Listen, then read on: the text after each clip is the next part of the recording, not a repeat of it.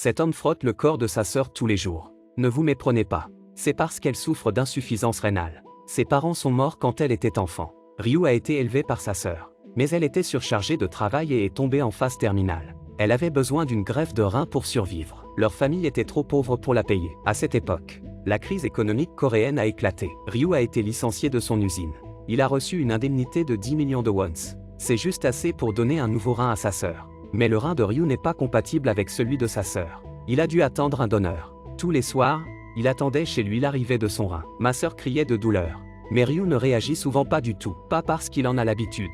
C'est parce qu'il est sourd. Il ne peut pas entendre. En voyant sa sœur souffrir, il se peut qu'elle ne soit pas en mesure d'attendre un rein. L'autre jour, Ryu a vu une annonce pour une greffe d'organes clandestine. Il compose le numéro de sa sœur. Ryu s'est retrouvé dans un immeuble pourri. Le propriétaire du marché noir est une femme âgée. Le matériel chirurgical se trouve juste à côté. Elle lui a dit qu'elle avait de nombreux contacts. Il n'y a pas de rein qu'il ne puisse trouver. Mais ça coûte 60 000 $ en frais de courtage. Plus un de ses reins. Ryu était préparé à cela. Il a accepté sans réfléchir. Il a payé l'argent. Puis il a été anesthésié. Mais quand il s'est réveillé, Tata et sa bande avaient disparu, ainsi que tout le matériel chirurgical.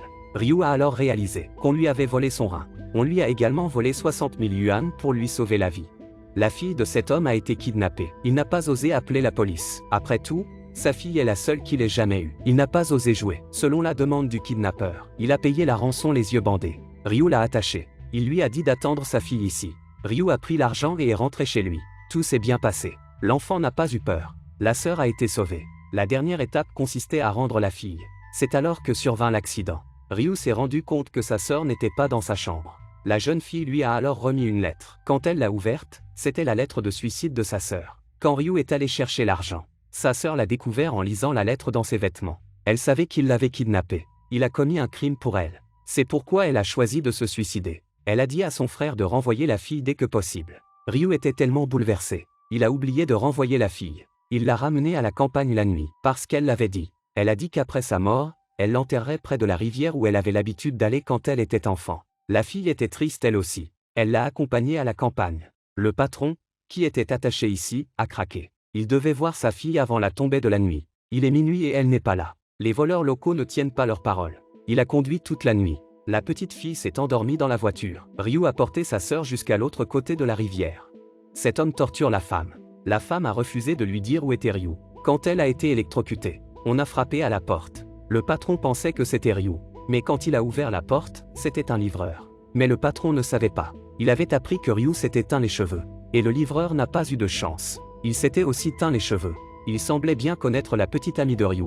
J'imagine qu'il est mort d'une mort atroce. Ensuite, le patron a vu par hasard une photo de sa fille. Une photo de sa fille avec eux. Il s'est alors rendu compte qu'il avait tué la mauvaise personne.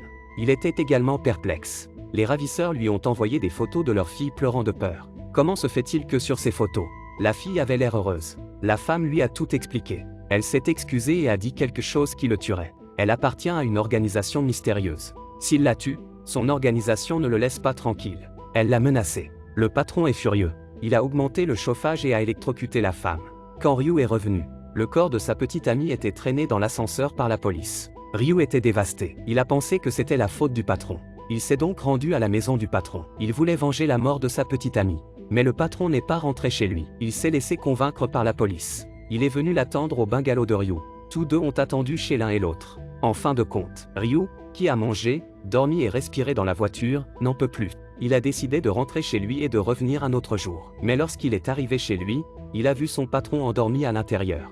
Ryu a compris. Il était venu pour se venger de lui aussi.